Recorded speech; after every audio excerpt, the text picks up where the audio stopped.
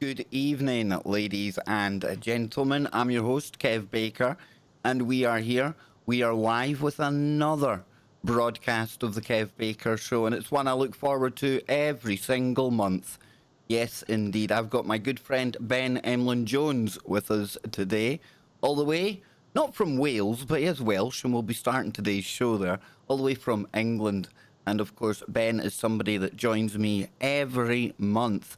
And to describe Ben in a nutshell, if you like the Kev Baker Show and the plethora of topics that we cover here, then you're going to love Ben Emlyn-Jones, because for anyone who hasn't heard of Ben before, he's an author, a public speaker, and a researcher.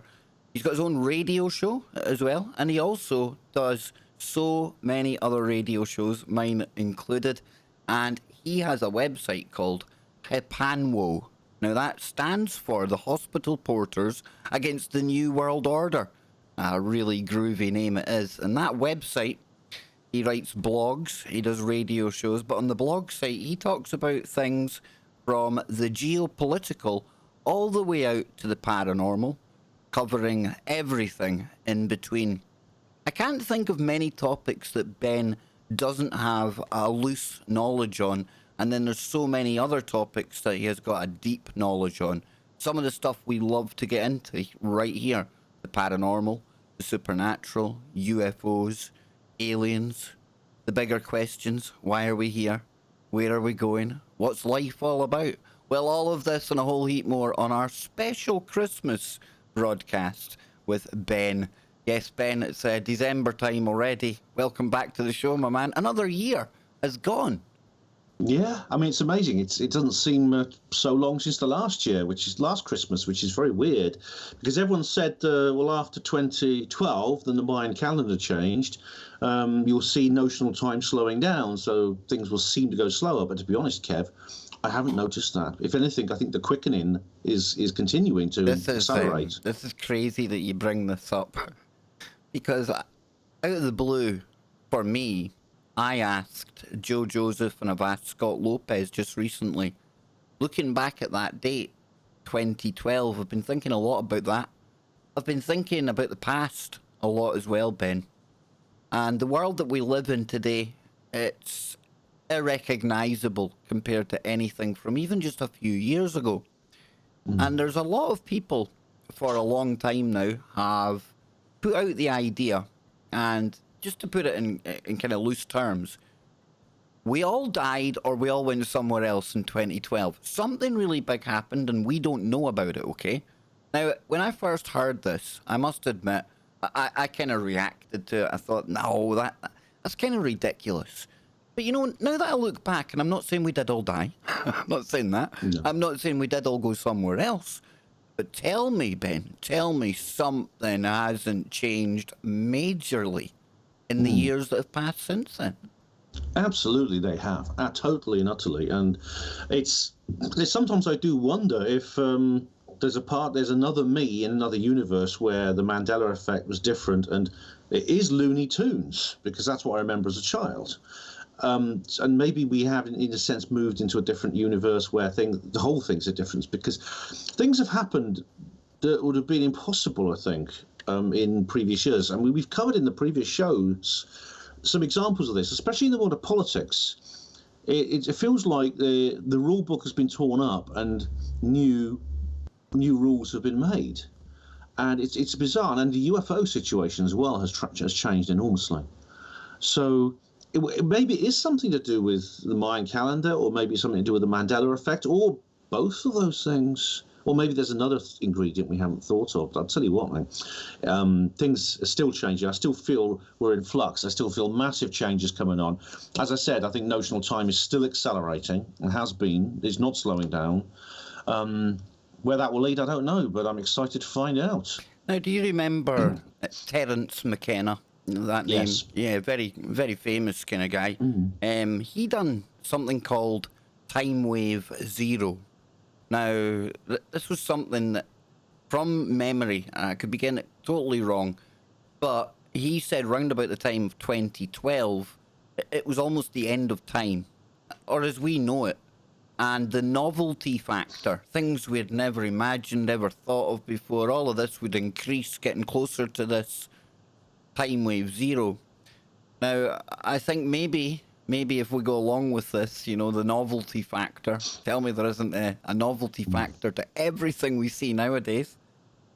Maybe Terence was a few years out, but I don't think he was too far wrong. And I'm not saying time's going to end, but we're very limited in our thinking, Ben. We were talking about this before the show. And I think we probably struggle to eloquate the ideas that we're trying to form because they're just not within our comprehension. Yeah, I think definitely. Terence McKenna was a fascinating chap. I mean, there's hundreds of hours of material which he recorded over the years on YouTube you can watch, including lectures that are 8 to 10 hours long. So there's an awful lot there. Sadly, he died quite a number of years ago. But his time wave zero theory was really quite amazing because, I mean, he calculated this increasing novelty, and I can't remember all the details. It was quite complicated. Here. Yeah, very. I found it very complicated, and I sort of went through it at the time, but I can't remember the details. But he actually was only out by less than a month because he calculated that the logarithmic spiral of increased novelty would hit its central point in November 2012. I think it was November the 22nd, which is just under a month out. And he knew nothing about the Mayan calendar at the time because the actual Mayan calendar idea was only popularized by Jose Arguelles in I think it was 1983. I think that the Mayan Factor book came out. And that's when really this whole idea of 2012 began to hit the popular areas of the New Age, the spiritual community and people like that. But there's all kinds of other weird things associated with it. And Ian R. Crane has talked a lot about this. He's talked about how he's been talking to remote viewers and people like that over the years, and they couldn't see the year 2012. There was a blind spot over the year 2012 when examining future events. They could see after it and then before it, but not around on that actual area, the time when the Mayan calendar changed over. And there's no doubt that the Mayan calendar, the beginning of the current Mayan calendar age, that is the fifth sun, which began on the 13th of December 3114 BC, did happen at a time when there was great changes in the world because that was when the Egyptian civilization essentially began.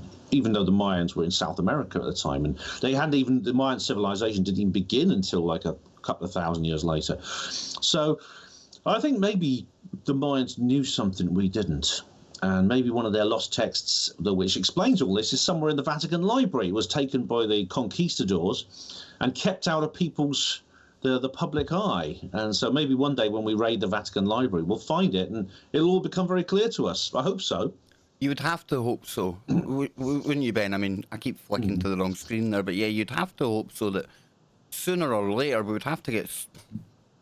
I'm shaking my head here because even thinking about it, getting closer to the truth. History changes all the time. We're watching it before our eyes, Ben.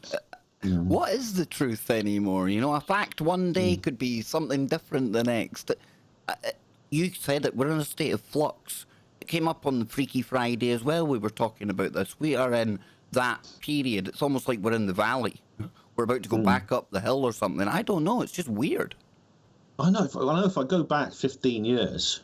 and I think to myself, could I have predicted what the world is like now? And the answer is no. No. It's not, and it's nothing like anything I imagined it would be. No. And so I'm not going to pretend that I can. I'm going to be a bit careful and not get too full of myself when it comes to making predictions for 15 years from now. No, it's quite scary to think where we might be 15 years from now. It's scary. Hard to even imagine 5 years from now, to be honest with you, Ben. Because there's that many new things coming from left. The novelty factor goes up all the time, right? Yes, it seems that the time wave zero is not the end of novelty. Obviously, the novelty is still continuing. Indeed, I think the pace has quickened. But indeed, I mean, it is scary, Kev, but it's also quite exciting because you don't know where it's going to go. It could go into something bad or it could go into something good. Yeah. So obviously, I'm hoping it goes into something good. We'll have to wait and see. Yeah, I mean... in no way are me or Ben trying to say that these are times to be scared of or anything like that, but just observing what's going on. But there's definitely, this must be one of the most interesting periods of time to have been alive, I would say. when you look back over what we're told is history, Ben, because who knows what it is anymore? Who knows what's right? I know. I think we have to go along with the Socratic method. You know, Socrates said, "Well, I'm going to begin with assuming I know nothing." Yeah, that was how he began his philosophy, Socrates, and that's very wise, I think. I think so as well. Everything you think you know, just leave it at the door, folks. Just pack it away somewhere. You never know. It might turn out it was 110% correct, but until then, until you confirm it, that's the best way to look at things. So, Ben, let's get into some good woo here. And I say good woo. It's perhaps maybe the canary in the coal mine, pardon the pun, but an interesting story that we covered on the daytime stream and with Scott Lopez, I think, on Freaky Friday or one of the weekends. I can't remember. Do that many streams now. But we were talking about a story that you have covered on your website, and it's close to your home in Wales. Birds falling out the sky. What's happening? It's a very strange thing. Now, it's a sad story for bird lovers, unfortunately, but a large number of birds were literally found dead lying on a road. Now, this does happen, of course. They get caught by cats. Sometimes they hit cars. But in this case, it was almost 300 of these birds, and they were just lying in a small area. It was scattered everywhere, like little grains of salt. It was incredible. And they were covered in blood, but apart from that, there's no obvious cause of their deaths. Now, the police are investigating. The RSPB, the Royal Society for the Protection of Birds, is also concerned. What they're saying at the moment is they think these birds might have been poisoned.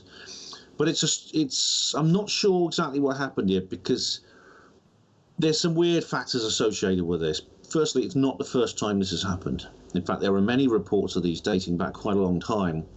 I was talking to someone on Facebook, and he said, "Oh, this goes back centuries. These sort of things have been reported for centuries."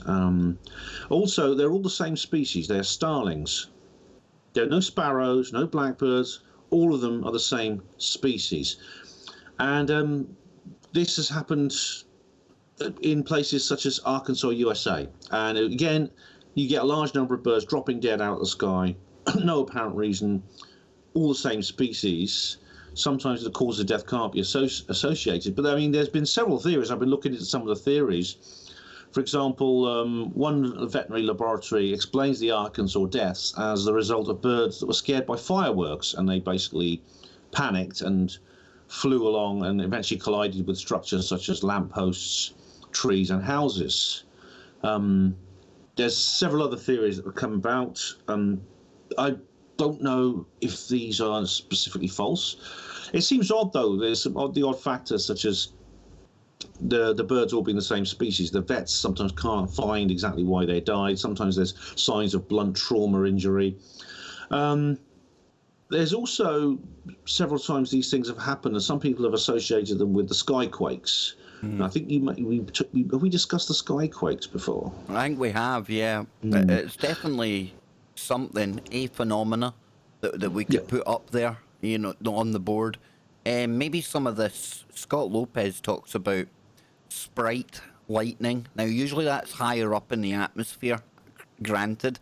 But there's so much we don't know about lightning and things, Ben, that possibly some lightning phenomena, it would have to know the weather at the time, perhaps. I don't know, it's just so weird, but my mind always, and it doesn't mean that it's right, but it always goes back to the whole magnetics, the magnetic field, the poles. I don't know. We know that birds have extraordinary navigational abilities. I mean, pigeons in particular can find their way for thousands of miles and it's often thought, well, how do they do this? And one of the theories is that it's something to do with magnetism, with geomagnetism, the magnetic field of the Earth, the ionosphere. We think that whales and some in the sea and some fish can do the same thing, which is why when there are solar storms, very often you get a lot of whale beaching, because the whales get confused and they lose their sense of direction. They end up running up onto a beach. I don't know if it could be something to do with that. The sky quakes are some weird things. Again, this is weird stuff, because again they seem to be becoming more common. Again, there's reports of these going back a long way, but The skyquakes often resemble prolonged thunder or aircraft engines, but several times they've been made, they sound like trumpets blowing. And there's some videos and audio captured of skyquakes, and you hear this incredible sound. It's an unidentifiable sound from the sky. No one knows where it's coming from, but you get these strange noises coming out of the sky. Now, some people say it's to do with space rockets. Some people say it's a meteor striking the Earth. Solar wind has been blamed. Several other natural phenomena. But I wonder if there's some connection here with weather control, HAARP, chemtrails, etc. That's always a possibility. And I do think that there is attempts to control the weather, and maybe that's having unpredictable effects on the atmosphere. That's not even a conspiracy anymore. Harvard, they came out, and Harvard, Ivy League in the US, you can't get much better than Harvard, and they're coming out and talking about geoengineering. Loughborough University over here, they're one of the universities that run geoengineering test programs.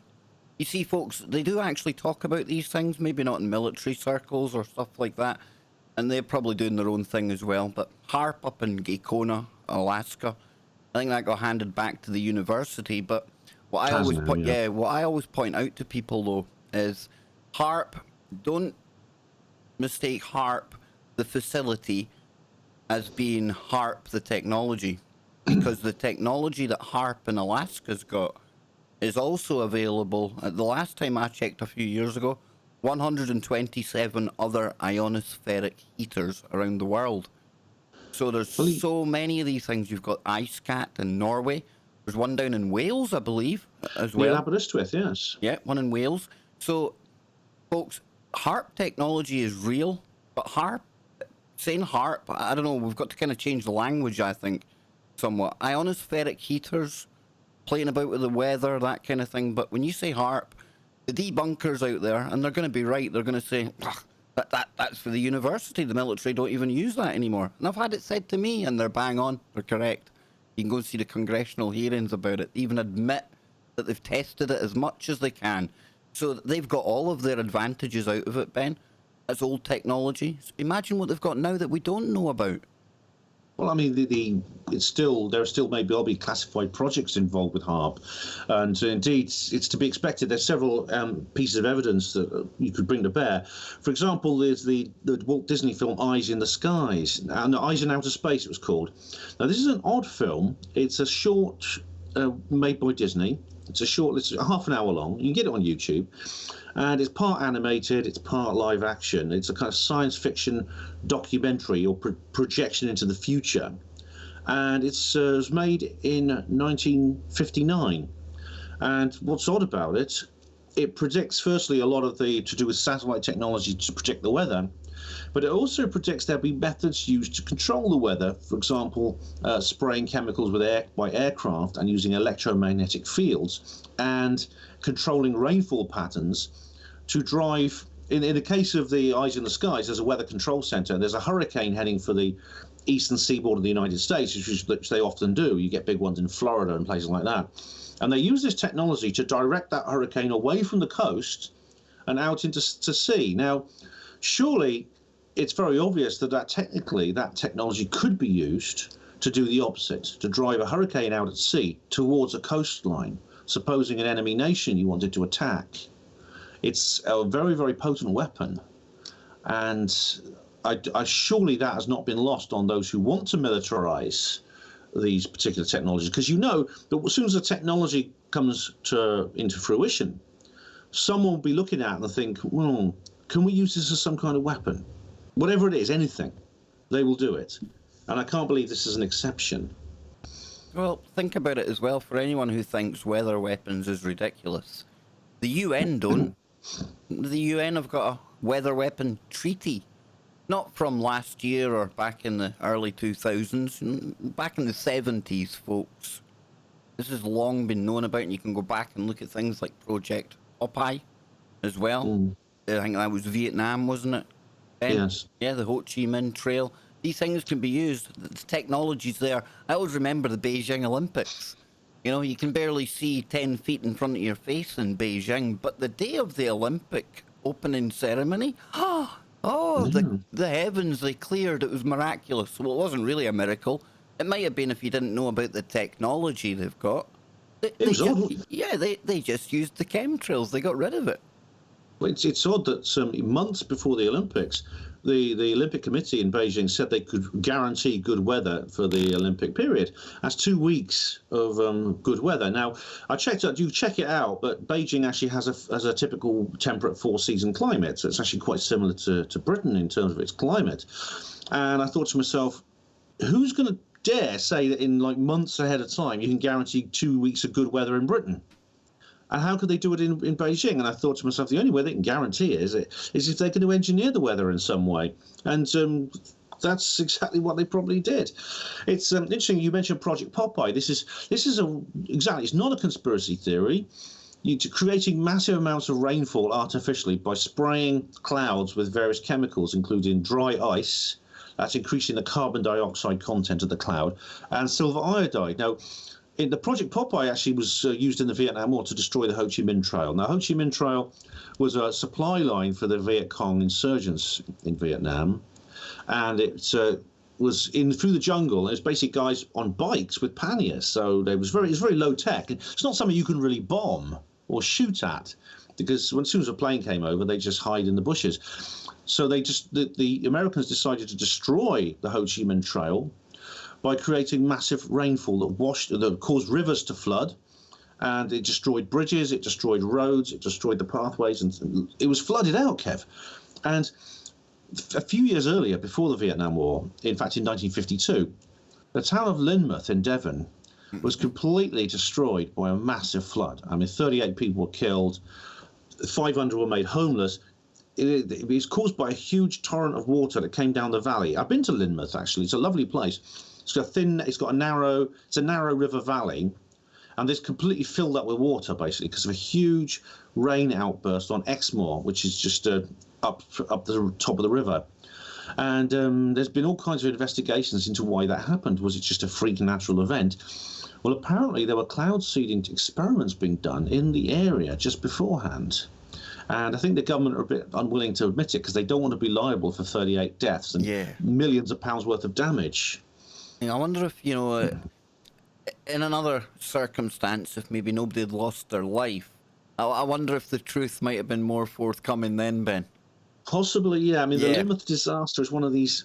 It's a cold case. It's very old now, 1952. But it's one of these things you often think you can sense there's truth out there they're not telling us. And when you take into account Project Popeye and things like that, I think I know probably what caused this. I would have to agree with you. And I think if I was going to recommend any documentary to people out there, one that I thoroughly enjoyed and catalogues case-by-case recorded examples, actually documented examples of weather modification from all the way back, I think it's about the 40s or 50s, that Matt Landman starts, and he's got the documentary called Frankenskies. Now, I recommend that to anyone. Dane Wigington as well, he's another person that does a lot of talking about geoengineering, climate wars, that kind of stuff. These people, they maybe don't agree with each other all of the time, but as researchers, as people who are seeking answers, we need to go to all the different sources. So I recommend those two. I recommend Ilana Freeland.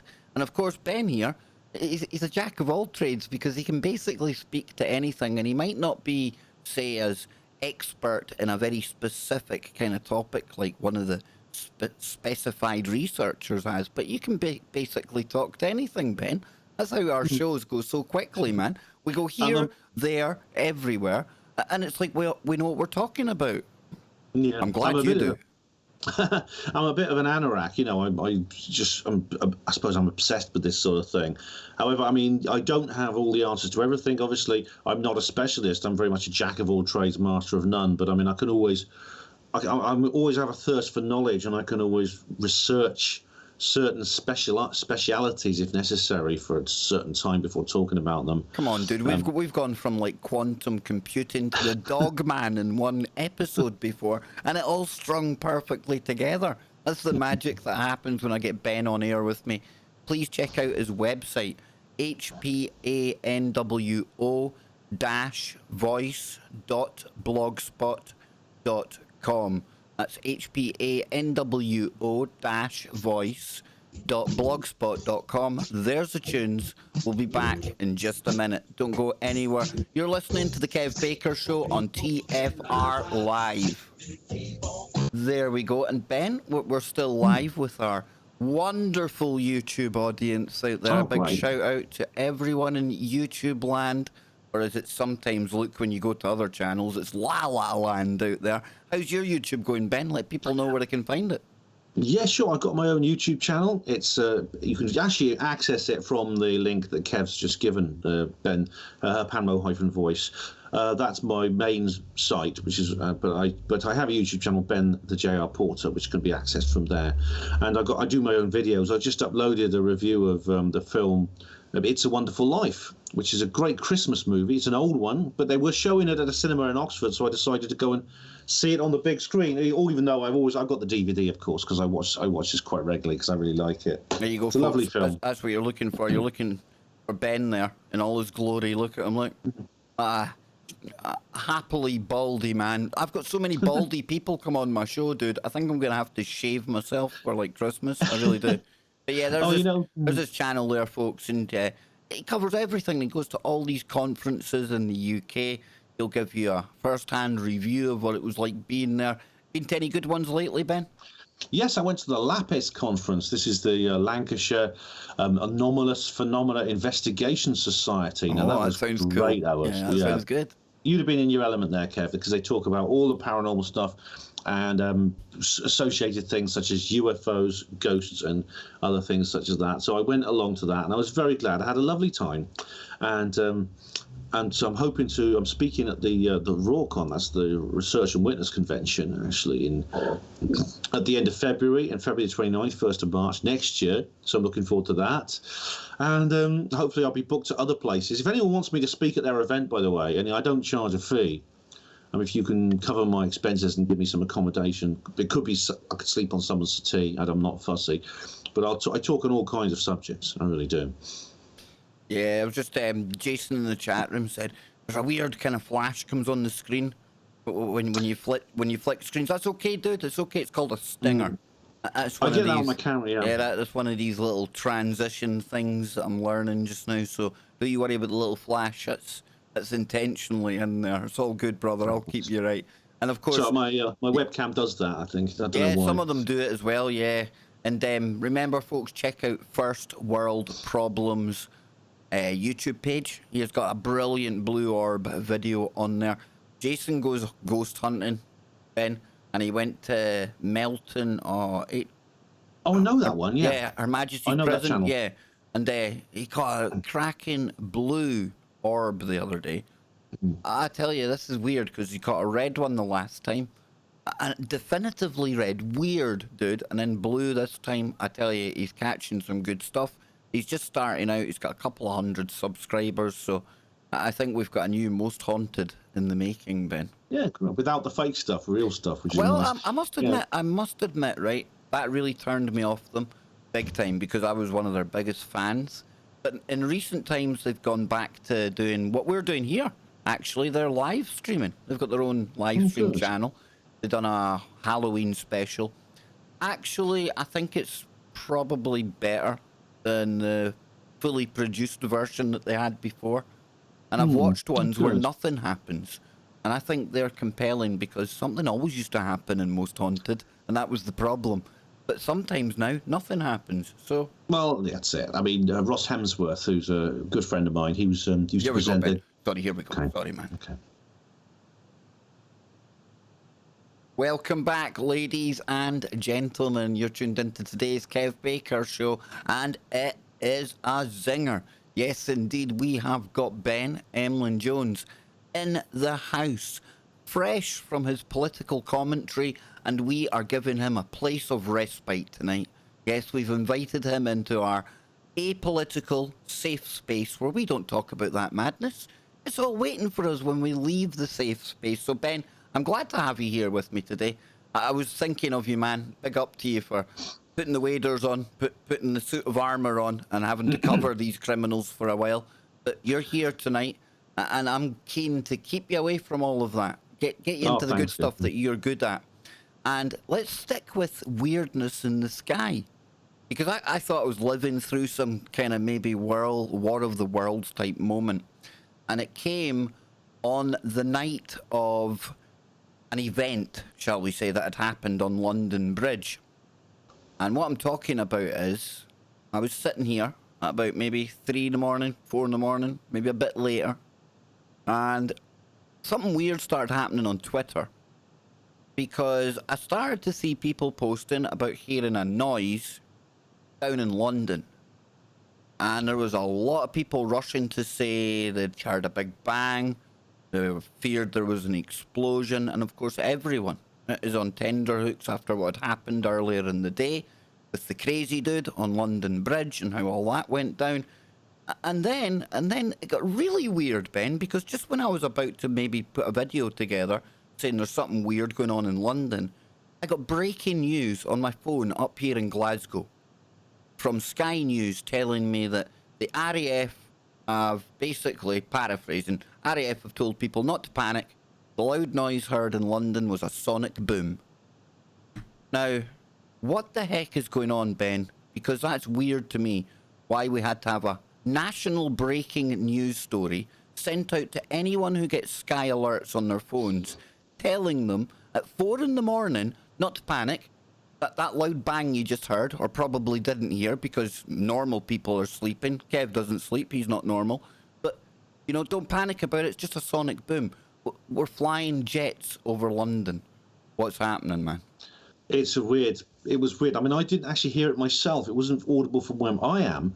But this noise of an aircraft breaking a sound barrier is very loud. It can carry a long way. And indeed, that appears to be what it was, because the Royal Air Force went on to quick reaction alert. The quick reaction alert force, which is always on standby 24/7. There are 2 centres, one in England at RAF Coningsby, and there's another one up in Scotland. They're always on alert to basically investigate and possibly take action against any threatening phenomenon that enters our airspace. It could be a Russian plane, could be something a bit more exotic, we don't know. But the fact that they were breaking the sound barrier means it was something serious, because they're not allowed to do that unless it's a major problem, because the noise pollution, that's one of the things that unfortunately killed the Concorde, was the noise it made with the sonic booms. But yeah, it turns out the Typhoon aircraft from RAF Coningsby actually went to London. They flew to London. It's the quick reaction alert procedures, and after an aircraft lost communication in the UK airspace. This is just like a civil aircraft, like an airliner or a cargo plane or something. The aircraft was intercepted and its communications were subsequently re-established. The weird thing is that the names of the commercial aircraft, it's not been published, but there has been an interview with the pilot, and he said, it took us about 10 minutes to realise that the radio wasn't working, and then about 10 minutes to resolve that problem. I looked to my left and I almost had a heart attack because I saw these RAF fighter jets so close to us, and they were flashing, they had strobes on, flashing blue glowing strips. That's what they used to communicate if the radio's not working. I thought to myself, I watched these pilot videos. I don't know if you've seen them. These cockpit view videos of aircraft, and they're always communicating with the ground. They basically have a continuous conversation with air traffic control, especially when they're flying over congested airspace. And the airspace above southern England is actually the most congested in the world. Yeah. So any aircraft that loses contact with air traffic control is in big trouble, because it could just wander and end up blundering, crashing into other aircraft. And because of the events earlier in the day, Ben, obviously heightened tensions around the capital at that time. Even people just hearing that loud bang at night, that must have been absolutely hellish for people, because you don't know what's going on in that immediate aftermath. That you've been woke up in the middle of the night.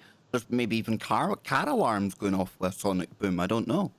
Well, it could have easily been a hijacked aircraft. I mean, Yep. this is one of the things. This is one of the reasons that the QRA force actually does this, because if it was a hijacked aircraft, it could be one trying to crash into the. It's not one into where you London can or sit something, and put you know. your feet up and go, oh, come on, it's 3 a.m, it's all right, he'll put his radio back on in a minute, don't worry about it, none to see here. Yeah. I must say I'm a bit dubious about this, Kev, for several reasons. And maybe someone who's a pilot or knows more about aircraft can actually confirm or deny this. But would it really take them 10 minutes in this congested airspace to realise that someone at the air traffic control being very quiet?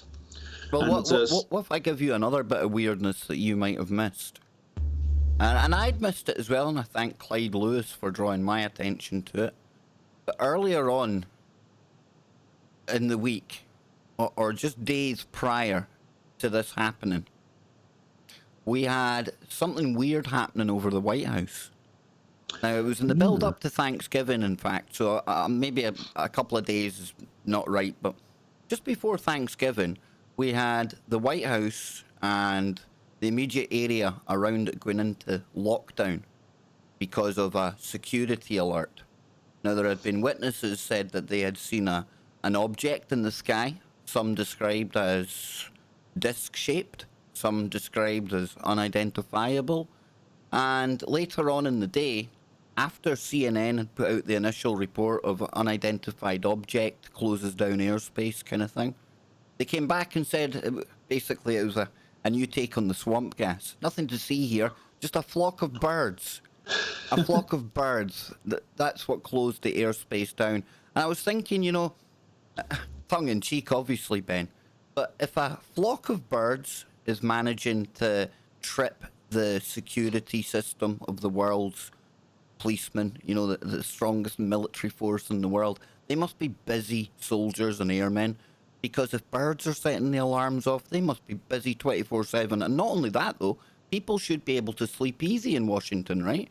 Because if birds are raising the alarm, well, if any bad guys too come in, Ben, obviously that'll be taken care of. We know they take care of that in Washington, right?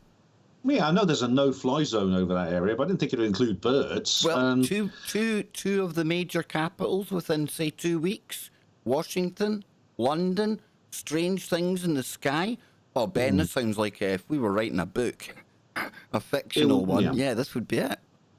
It is odd, and it's odd also that the sonic booms, the quick reaction alerts, seem to be becoming more common. This is partly to do with the activities of the Russians, who are flying their aircraft quite close to British airspace in various kinds of provocative ways.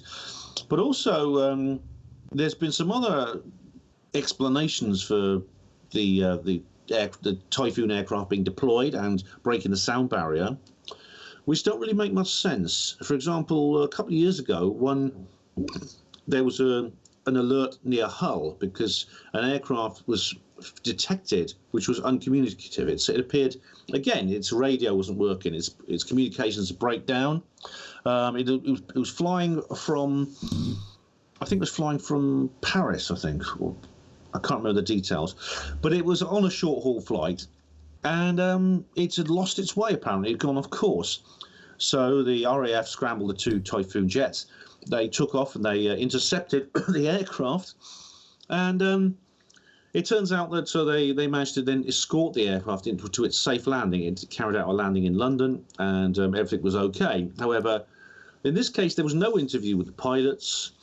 There was also no interview with any of the passengers, and there was no reports from the ground of what had gone on. Well, I've seen one quote from a pilot, Ben, and he had said, I think it was a freight flight from Germany over to the US, and as they were crossing the channel, they were changing something out, switching something, but the quote that I seen came, it kind of sounded like, well, when I looked out of my window, I seen the fighter jet beside me with blue glowing lights in the cockpit. I'm thinking, well, yeah, you might have done that, but I don't know. There's just something really weird about the whole thing. Yeah. I mean, the quote you're referring to is the more recent one, the one that happened in a few weeks ago. Yeah, but sorry, yeah. That's all right. But I mean, in the case of the earlier one, there was no interview. There's no quotes. There was no amateur footage as well for people in the plane, filming the jets with their mobile phones, because this was definitely a passenger aircraft. And you would expect that in this day and age. Well, Everyone, it's an unusual thing. It's something it's a story to tell people, isn't it? Oh, guess what? We saw some fighter jets alongside our plane, and here they are. I filmed them through the window, and there's none of that now. And this happened at the same time that there was some strange reports of things happening over the North Sea. For example, firstly, the tanker aircraft, which takes off from Lynham, RAF Lynham, which always goes up whenever the typhoons go up, because they don't know how long they're going to be needed to fly around. They might need refueling, so this tanker aircraft takes off and circles wherever they're going to go. But the area the tanker aircraft was circling was partly, it seemed to be the centre of operations, and that was where people saw strange lights coming out of the sea. They saw strange lights rising up out of the sea. Now, call me suspicious, Kev, I can't help thinking that maybe the fighter aircraft were actually deployed to deal with that. Dude, and when the government realised... You need to tell me more. I've not heard anything about this part of what's going on. Let me just find the details. It sounds fascinating. Yeah, it's... now, I mean, the weird thing is, like, of course, it's over the North Sea. What happened yet? Yeah, let me just find the details.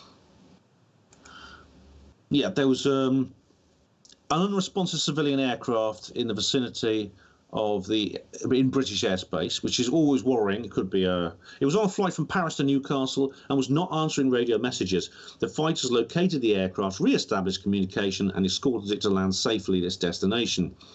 However, there was it appears that there was some stories of UFOs appearing over the North Sea. I've got to find the details of that. Hang on. Oh dear. Hang on.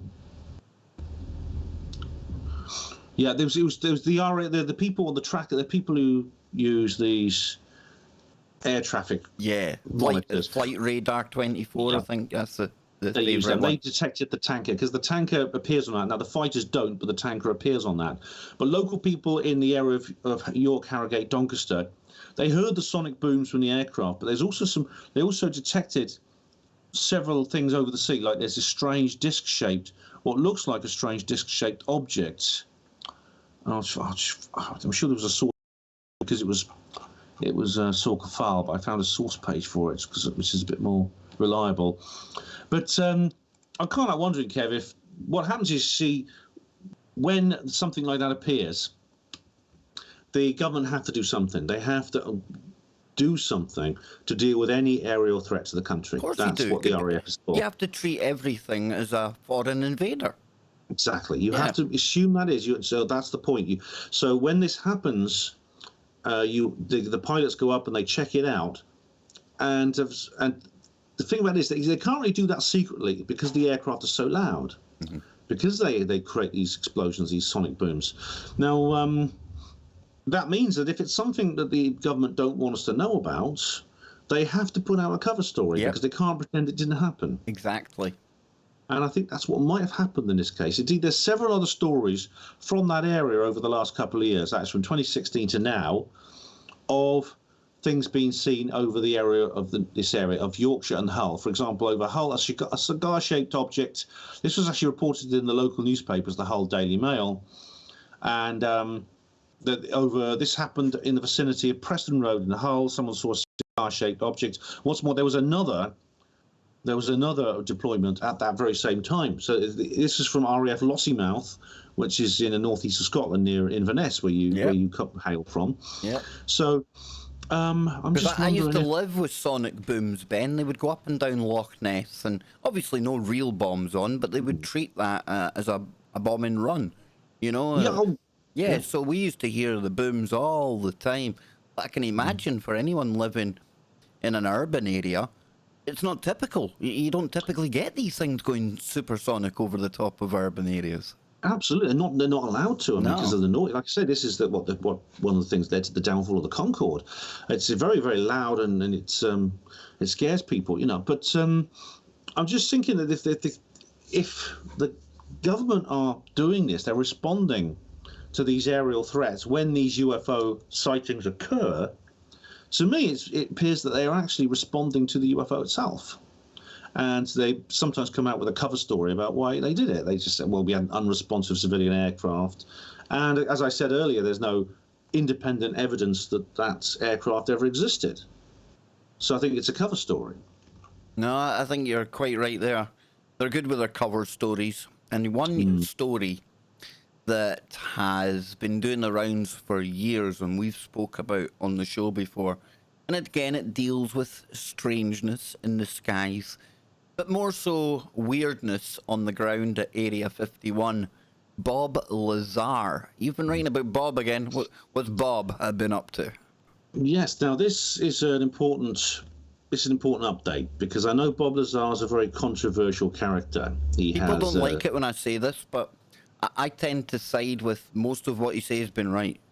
Yeah, I mean, I've wondered about him over the years, because Stanton Friedman, of course, who sadly we've lost, a great ufologist and ex-politician, never believed Bob Lazar. He always said he didn't. And I did wonder, maybe Bob Lazar is making all this up.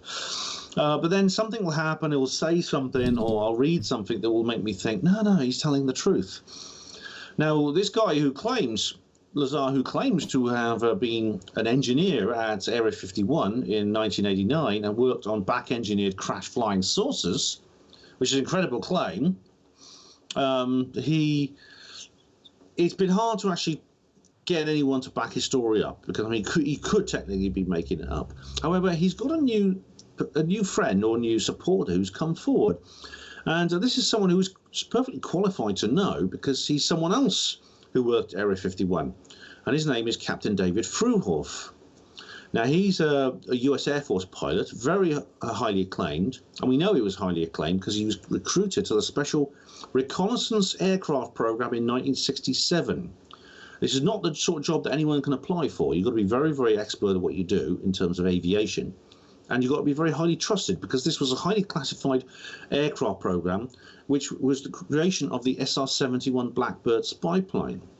This is an aircraft that can fly at 3 times the speed of sound and as high as 80,000 feet, which means to this day it's still one of the fastest and highest flying aircrafts in existence. Yet it was actually being developed in the 60s, which means, so by the technology of the time, it was virtually science fiction. So they allowed him to be part of this program, to fly these aircraft. Now, he says that he was at Area 51 because, of course, this is where the Blackbird was developed. All America's secret aviation was developed. And he said he knew there were adjacent sections of the base which he knew nothing about. He said there were various different places on the compound, and one of them was known as Site 4. This sounds very much like what Lazar calls S4. Now, Fruhoff wasn't told any more than was necessary to do his job. This is what the compartmentalization means, which means he was traveling on the Janet planes from Las Vegas with a load of other people, and he couldn't ask them about their job. I mean, if he asked them, they tell him to mind his own business, and vice versa. It was all secret. So he couldn't confirm what was going on at Site 4, but he did know that these people at Site 4, they used to get off the plane at the terminal at Area 51, and they used to go to one side, and they used to get on a bus, and they used to drive to Site 4. Now, that's exactly what Bob Lazar says. So this is an interesting little anecdote, which sort of makes Lazar's reports more solid, because these anecdotes about work at the secret base that Fruhoff knew about, they rang true to him. And what's more, Fruhoff also claims he met up with some people in the private sector after he left Area 51, and they'd also been at Area 51, and they told him they'd actually met Bob Lazar at Area 51. Obviously, these people haven't come forward. This is just a second-hand story from Fruhoff. But it's interesting that this very, very high-profile figure has come out. I mean, the skeptics say we're all losers and we wear tinfoil hats and we point cameras at the sky and all that kind of thing.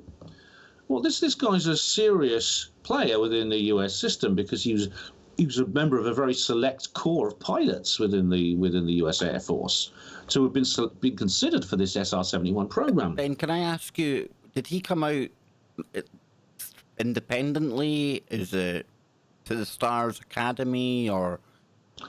There's a YouTube video which I don't know exactly what the details were of his publication. It's a YouTube video. It's not TTSA. That's a good start. Yeah, you know what I was, it's not you know what I was part of thinking? TCSA. You know what I was thinking there, though, Ben? Not to make fun of TTSA, but I was thinking more bigger picture. Maybe now they're going to give us some other, air quotes, whistleblowers coming forward. And again, just because, and this is to the audience, just because I have a negative kind of view to the Stars Academy, it's not against Tom DeLonge, and it's not that I'm saying everything they're telling us is wise. In fact, I would say the majority they've told us so far probably true. Ben's come on before and talked about one of the videos that had been debunked already. However, I'm just skeptical, and I'm going to keep reiterating this time and time again, of people that have had a career, i.e. 20, 30, 40 years in the same intelligence agencies that were hiding this very same info in the first place. You'd have to be a maniac not to be worried about that. Oh, yeah. I mean, we did an entire program on this. I remember we stuck to the same subject for 2 hours. Yeah, and that's why I always have to tell people out there, because I'm somebody that's craving UFO truth. You're somebody, Ben. We know some of the characters that make us wary about TTSA. And I think the best we can do is just give people, maybe who haven't heard that information before, just sow that seed with them. So maybe they'll go and do their research, because the problem is that TTSA is telling us everything we want to know. It's ticking all of our little confirmation bias boxes. And that in itself puts us in a bad place, because then they can sow in little bits of disinfo amongst all the good truth. And again, why now? Why now? Yeah, I mean, as you were saying, it's an odd thing, isn't it? Because we do. I mean, it would be nice to think that this was all real. And I mean, I'm not ready to completely dismiss everything that comes out of TTSA and just write them completely off as disinformation agents. But we are right. We should be wary of some of the characters we talked about, like we did on the show. We talked about some of the members of the TTSA. Some of the people who sit on the board, not all of them, but some of them I don't trust. And I think I'm wondering what the hell they're doing there. And I'm wondering why other members are not wary about them. So, and why an organisation has got a national security advisor that still works on Capitol Hill attached to them. I don't know. It's a conflict of interest might be in the running there. But also, hashtag just saying. Yeah. But I mean, it appears this guy's an independent witness. He came forward independently, which is a good thing. But also, I mean, with every piece of, whenever the call goes out for disinformation, because sometimes this is almost like a reflexive response to everything I hear from people. Yeah. And so, I mean, I do believe we shouldn't be too naive, but I'm also wary about people who are too cynical. And the important question is always to ask whenever someone says, "Oh, this is disinfo. This is disinformation. It's all disinformation." I would say, well, what exactly is it disinforming, and what is the purpose of this information? What false story is it trying to put out, and why? And it's very, very important to need to know that. I think you need to have some kind of theoretical idea about where this disinformation might be leading before you dismiss it. In the case of David Fruhoff, I can't really see what benefit it would be in terms of disinformation for him to speak out about Bob Lazar at this time in this way. I don't think. I mean, this goes for all of Bob Lazar's material. Actually, I tried to have a debate with a skeptic about this once, and he just wouldn't discuss it. But Bob Lazar's really not the kind of. He's not. If he's disinformation, he's not very good disinformation, because it's had a pretty bad effect on all the operations at Area 51, and indeed the secret government in general, and other things, because Area 51 is now on the damn tourist trail from Las Vegas. Now, it's only because of Bob Lazar that's happened. So if it's intended to distract people away from Area 51, they put Bob Lazar out to say, "There's aliens over here. There's aliens over here. Look, right? There's no secret aircraft, but there's aliens. There's aliens." It's a very risky gambit that they've done, and it hasn't worked, because you draw people's attention towards something with the ultimate objective of deflecting it away. It could backfire so badly in so many ways, and indeed, in the case of Bob Lazar, it will have. So, that's a good point. Why are they carrying on with it? That's a good point, because when Luis Elizondo, that he was the spokesperson, I'm not sure if he still is, to the Stars Academy, He's talking about a program that ran between, was it 2007 and 2012, the ATIP program. And that's cool, that's good. I'm not saying ATIP didn't exist, nothing like that, but just think of what Ben said there. You know, while we have this darling of the media who gets all the good attention, he doesn't get any hit pieces or anything like that. He gets all the prime time slots. And he's telling you about something the Pentagon done. Not really drilling down where all the secret, sneaky beaky stuff gets down, anything like that. So any other facilities, any place where there is stuff going on today, presently, people aren't looking at that because they're looking at a time period that was 2007 to 2012. And I'm not saying that's why he's out there doing that, folks. But you've got to think, so many angles. We'll be back after the break. That's the thing, Ben, isn't it? You've got to think about this from, like, their side. Yeah, it's weird. And in the end of the day, you know, you can look at it from all sides, every angle. Do we get any closer to the truth? I don't know. I really don't know. We can only judge them by their fruits in the end of the day. Well, I mean, one thing's for certain, you know, the whole way in which UFOs are portrayed in the mainstream has transformed. The 70-year, basically, Twining memo program was abandoned in 2017. And that's undeniable. Whether you are a complete cynic who believes that TTSA are all a bunch of shills, or whether you are a wide-eyed believer who thinks TTSA are disclosure, man, they are disclosure. Whichever part of that spectrum you lie on, and I try to tread the middle ground on this, you cannot deny that the strategy for dealing with UFOs in the mainstream media has changed. Oh, big time. That's the first thing I noticed, you know. It's changed very suddenly, and it's changed very dramatically. And there must be a reason for that. There must be. It was December 2017 when the world media rolled out Luis Elizondo. And like you say, that was the first thing myself and the rest of the guys on the panel talked about. Scott, Joe, we were quite taken by the way that for once they weren't like playing X-Files music and they weren't rolling their eyes when the guest was on and doing what they do. No, that order came from somewhere. You know, these people are just news presenters. They don't make the news. They present a script and they're told who they're getting on and all the rest of it. So when they're told, take this seriously, that's when you see it, Ben, right? It's not that we've got some white hat in the media thought it's about time, you know, we really gave the UFOs a fair kind of hearing. No, this order came from somewhere, dude, because these are the same media that are controlled 24/7. It must have come from very high up, above the media. I mean, I remember where I was. Everyone remembers where they was that day. It's like Kennedy, you know. I was actually I was doing the basis project at the time on doing an interview about UFOs, and it came through and someone said, you know, guess what? Cheryl Costa and Leslie Kane have just been on this radio show, and this guy called Luis Elizondo from the Department of Defense has just been on, and he says, you know, To the Stars Academy is just. I've just joined the To the Stars Academy, and we're going to bring out loads and loads of stuff. We got video, we got pilots wanting to talk to you, and well, I mean, it was to me. I thought, what the hell's going on? Oh, it's candy to the ears of the disclosure looker. I was trying not to get too excited, and of course, I am excited, but I mean, of course, I'm also.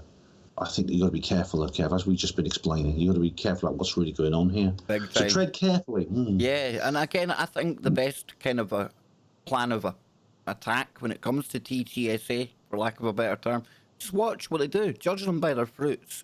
Case by case. Scrutinise everything. Because like Ben and I have been saying, we're not saying they're lying about what they're talking about, but there's something weird going on. They're definitely laying the groundwork for something. Could it be the last card? Could they be building us towards that alien threat? I don't know. We're going back after the break, but I think, you know, I should really get paid by Carol Rosin the amount of times I play her clip on the show, because I've played it to death this past couple of weeks again. But the last card, folks, yes, they might be getting us ready for some kind of, I don't know, some galvanizing event, i.e. a threat from outer space, be it asteroid or, dare we say it, the little green men. You know, that would be the worst case scenario. But it could be that's where this is a plot to actually do that. Yeah, I mean, we're just it speculating. can't be ruled Yeah, out. yeah. We'll come back on this, and then Yeah. I've got another Sky one to ask you. So here we go. We're going back to the mothership right now. There we go. We are back. We are live. Hour number 2 right here on the Kev Baker Show on Truth Frequency Radio. www.tfrlive.com, the home of KBS and over 30 other shows. So please check out the website tfrlive.com. Big shout out to everyone on iHeartRadio, TuneIn Radio apps, and TalkStream Live. And of course, all of our viewers / listeners over on YouTube, TFR, everywhere. However you're listening, wherever you're listening, whenever you're listening. Ben Emlyn-Jones with me. We've got 1 hour to go. If you're just joining us, Ben is an author, researcher. I get on once a month because the two of us, we can talk about absolutely anything until the cows come home, if they haven't been abducted by aliens, that is. And talking of aliens, we carried on through the break. We were talking about, you know, just what may be going on. And when we're talking about two TTSA folks, please understand, we're brainstorming. We're not making any, you know, big, bold claims. We're not accusing them of anything. We're just thinking aloud. And one scenario, Ben, that does fit or could fit with this media coverage, the way that they're now treating it seriously, programming. Everything we get on a television is a programming. We're told that. So if they're programming us that the top guns in the US Navy are awestruck at technology far exceeding anything we've got coming from possibly outer space, maybe they're just getting the public ready for that very same thing coming from outer space. This is something that we were talking about, like I say, in the break, and it's a possibility that can't be ruled out. That everything to do with TTSA and ATIP and Luis Elizondo's revelations and David Fravor's revelations and everything that Tom DeLonge has been talking about and Hal Puthoff is setting up what Carol Rosin called the last card. This is something we've got to be worried about. I mean, I'm worried that this might be the case. I don't know. I'm not going to assume that's going to be the case, like some people have. They've immediately jumped to that conclusion and they're certain of it. I'm not. But it is possible, and I hope it's not, obviously. But if there are... It would be a way of doing it, though, Kev, wouldn't it? I mean, if you wanted to set people up in a situation where you could have a fake alien invasion, the little green men coming from planet Zeta Reticuli to take over the Earth. We've seen this in a dozen science fiction films, or hundreds of science fiction films. This could be the way they would do it. I mean... I think, you know, this state of flux, this plays into this. Because I think the Mayans were right. I think we were wrong about the Gregorian calendar date we put on things. But round about the time of 2012 and the time we're in now, that this is the end of one age and we go into another. And we've spoke about this before, Ben. You know, these people that run the planet, they've got one vision for how that new age is going to look. And it's going to be global governance. It's going to be that all coming together, very technocratic kind of style of living and all the PC madness culture that we see now. But how do you bring all of the governments of the world together? Well, they've tried, haven't they? Yeah. How do you go from that individual nation states having their own standing armies to having a world army, which something on a global scale like this, you would probably argue maybe you'd have to form. Well, one of the only things, there's only two things I can think of, Ben, and it's the aliens or it's some kind of global pandemic. Yeah, it's yeah, I think so. That way you can get cash done. You can move on to the cashless system with the pandemic option. You know, money's transferring the germs. Oh, we need to get rid of all that. Scary. You can see how this plays out, right? And that's why I keep going back to TTSA. And people will say it's disinfo or it's a distraction. A distraction's only a distraction if you let it become one. And if the people that were hiding the UFO information are now deciding to come out and tell us little bits here and there, I just want to know why. There's a bigger agenda afoot. They're not doing it because they feel bad about keeping this truth from us. They know what's coming down the pike. They know they're planning. So I'm very much, that's on my crime board, as I put it, Ben. I've got a pin in that one, the fake alien stuff. Who knows? And they could do it with their own secret technology that we've never seen. They could indeed. I mean, it's interesting. I mean, it's certainly, I've got a pin there, and I've got a couple of strings leading off to other things as well. As you see with the conspiracy theory cliche of the pin, but it's true. I mean, it's we are in the world politically has been moving, especially through the 20th century and beyond, towards greater and greater internationalism and authoritarianism. We see the breakdown of the nation-state order, which has been part of human history forever, and it's been replaced by continental superblocks, the European Union, for example, NAFTA, the African Union, and all these other places around the world, which is reminiscent of the superstates in George Orwell's 1984. We also have, you just mentioned the cashless, the possibility of cashless money. Now, we already have. The fact is, most money is cashless anyway. The amount of cash in circulation is less than 1% now of the actual, all the funds that are in flow around the world. Wow, is that right? Yeah. Dang, I think it's. I'm not sure it's exactly that, but it's about that. I mean, it it's a sounds tiny about fraction. right. Yeah, it sounds about right. In cash, yeah. We also have. You mentioned the World Army, and indeed, I mean, we're seeing more and more drives towards international wars, in which you get large numbers of armies operating under a single command. We saw this in the Middle East in the various wars there. And I think the 9/11 effect is wearing off. It's not been as powerful as people thought. And you mentioned what could replace it? What story could be told, which would make people, as David Icke says, problem, reaction, solution. What could you tell people? The problem you could create to get a reaction for the people, for the solution to be what they want, more authoritarianism, more internationalism. You mentioned the global pandemic, and that's a very good one. Another one, I think, is the climate crisis with global warming. Big time. And we see that recently they got a brain-damaged girl now, as a little teenage girl, as a mascot for this. And the last card, I said it again, didn't I? Yes, the last card, aliens from outer space. As Ronald Reagan said, think how quickly our differences will fall aside. If we were faced with a threat from beyond this earth. He uttered those words in the 80s. He was at the United Nations, President Ronald Reagan.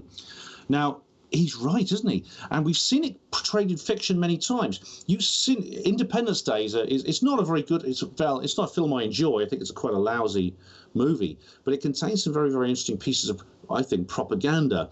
You see several scenes in which there are aircraft and soldiers with different flags, and they're all fighting together under a unified global command to repel this alien threat. Now, what if the government decide to go for broke, double or quits? Let's have a fake alien invasion. With the secret technology you mentioned, they could do it.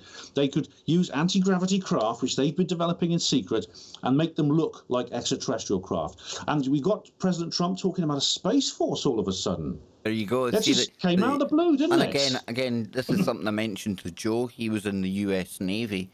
And again, you're creating this new wing, or this new branch of the military, and you're going to be going to Congress or wherever they go in America to get a budget, right? They're going to be asking for money. It could be hard to justify any money without some kind of threat out there, or something for the Space Force to justify asking for billions for, right? So they could say, well, there's lots of asteroids out there, so we need to, work on an asteroid defense system. And of course, I mean, you've seen all of the footage from TTSA. There's craft out there that we need to really think about, maybe from a threat perspective. You see it all starting to build now, don't you? Well, technically, I mean, from a military perspective, those craft are threats. Yeah. If you define a threat as something which could be dangerous, you don't know. You see, a threat is not the same as intent. Everything has to be assumed as a threat until its intent is proved friendly. Funny enough, it's really weird you said this, Kev, because the Congress are currently debating over the budget of the Space Force. And currently it is at around $6 billion, I think, $6 billion US, I think is now going through the Congress. And they're debating over whether to allow it or not from the Exchequer, to allow this Space Force to have that. Now, you said it yourself. In order to, what politician is going to allow that huge amount of money to be spent on something unless it's for a good reason? And at the same time that you say Trump announces the Space Force is coming out, you get TTSA releasing all this stuff. At some point in the next year or so, or a few months, or maybe even sooner, there's going to be some new information coming out that we have positive evidence that there are hostile extraterrestrials out there. Yeah, whether it's real or fake. I mean, quite frankly, I think some real UFOs appear signs of being hostile. I mean, they take, they kidnap people, they kidnap animals and kill them. But what if they decide to rub it in with a few extra fakes? I mean, they could say, you could just imagine, these speeches will almost write themselves, won't they? Yep. My fellow Americans, or my fellow whatever country it is, we have a serious crisis on our hands. It's not what anyone would ever wish for, but it appears that we are faced with an invasion. Yep. For this purposes, we are calling an international state of emergency, temporary, of course, which will involve the unification of all our armed forces into a collaborative effort under a single command to repel this threat from whatever planet it is. And we expect people to operate under martial law. We're going to have complete control of the economy. We're going to shut the stock markets for as long as is necessary. Ladies and gentlemen, my fellow countrymen, we are at war, a war which we have never experienced before. You have read about it in fiction. It appears to have come true. When this state of emergency is over, of course, we'll restore democracy. We all go back to normal. Yeah, the new normal. Yeah. We go back to the new normal. Yeah. It's never where you were. Yeah, it was never where you were before. You always seem to have moved a couple of paces forward, but nobody minds because it's not quite as draconian as it was when you were under that martial law just last month, right? So the new norm, it's okay, we'll stay here. And then gradually, like Ike's taught us, the totalitarian tiptoe. That's how it works. And, I would imagine, Ben, in between, there would be something, I think, I can picture Trump, I can picture Boris Johnson, Merkel, all of them. I can't picture Macron. He can barely stand above the podium when he's like doing his speeches. Don't tell him I said that. He wears high heels like his wife. Come on, he's even smaller than I am. The guy's an absolute nut job. But that aside, I think maybe a fortnight before that, maybe a month before it, something would leak. Something would appear on the NASA website and then get pulled a couple of hours later, but long enough for the conspiratorial people out there to get their hands on it. It would start to go viral online, maybe light spotted out near Jupiter, I don't know.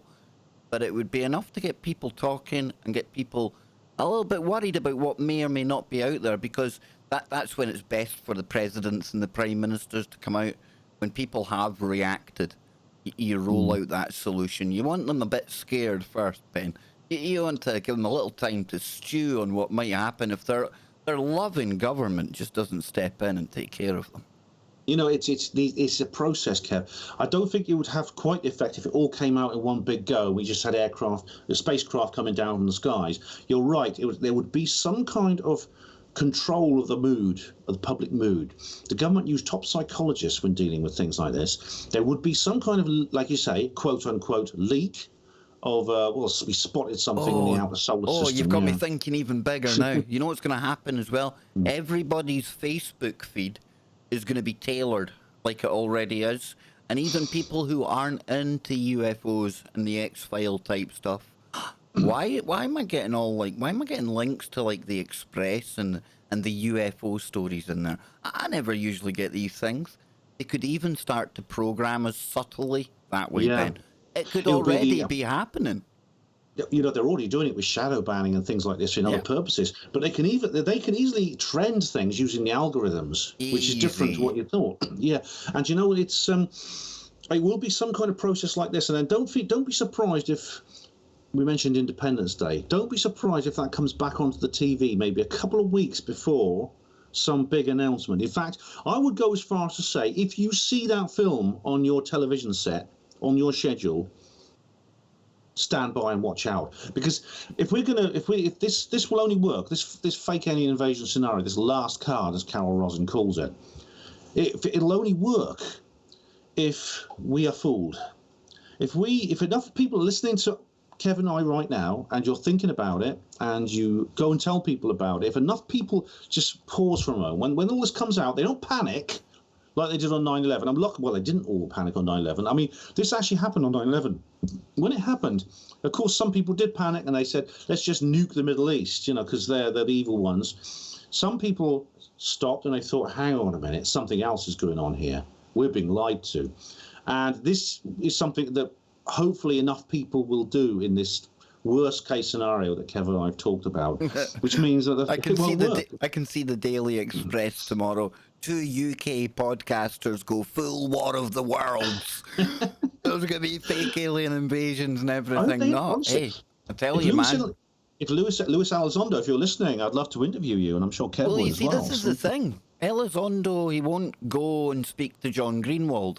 And in my opinion, I'll get your take on this, but probably one of the best credentialed and respected journalists in ufology. He always goes and gets the documents as well. I think he would be a very fair interview for somebody like Elizondo. But this is the thing. Why aren't the team from TTSA coming to shows like ours? Because they know it won't be the questions that they're given softball when they turn up on the bigger shows. Yeah, again, it adds to the fact that there's something going on. It does. It is suspicious, and I mean, I'd love to see him on the Black Vault because it'd be fascinating to hear a conversation between John and Luis Elizondo. It'd be absolutely great because he would ask all the right questions. There'd be a lot of because Luis Elizondo does have some important questions to answer. He is holding something back, and you and I talked about this a couple of months ago. What it is, I don't know. And like I said, it may turn out not to be as bad as the worst case scenario that Kev and I have just outlined. That is a worst case scenario. It may not be that. It may be something more benign. But I want to know. I want to know one way or the other. I really do. Exactly. I wish I could say we'll get closer to the truth for Christmas on this one, folks, but I think the plot thickens the longer this story goes on. I'm waiting to see what the next major TTSA release is, Ben. That could be interesting. Because, like you've said to us before on the show, some of the other stuff, or at least one video that they've released prior, or already released, it was somebody, I think, had debunked it, and something in Manchester, right? Or was it somebody in Manchester done it? Yes, it was actually Steve Mera, who's a friend of mine, actually. The TTSA big press conference that they held when they first came out of the closet with all this stuff to do with Luis Elizondo, they showed a picture of what looks like a big lumpy grey thing in the sky above Eccles in Greater Manchester. And they said, mysterious UFO video captured a few years ago. We don't know what it is. Well, Steve Mera was watching and he says, we do know what that is. I know because he investigated the case himself. And it was actually a cluster of balloons. It was not aliens, it was balloons. And he investigated it. Now, why didn't they know that? Why didn't they check that out? They could have asked him, and he would have told them before they actually put that video up in their press conference. That's either very sloppy or they are being dishonest. I don't know whether to give them the benefit of the doubt or not, Kev. But that's a good example. That's one of the reasons why I think that's a black mark against them. Obviously, they went quiet. See, TTSA went quiet for a while, didn't they? They went quiet for almost an entire year, and then there's more revelations coming out, like the confirmation of ATIP from the DoD. Then there was the confirmation of the videos from the DoD, and maybe we'll get some more. I mean, I hope we will get some more information in the next. Well, whenever. It'd be lovely to have one before Christmas again, wouldn't it? I mean, absolutely.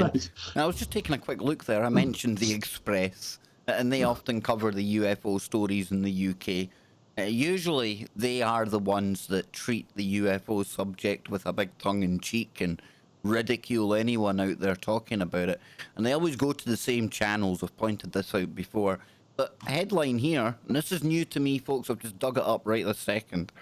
Disclosure of 30,000 government UFO reports find home in a university archive. So it says UFO sighting reports in tens of thousands have been donated to a Canadian university by a man who spent a lifetime documenting official government reports and other alleged alien encounters.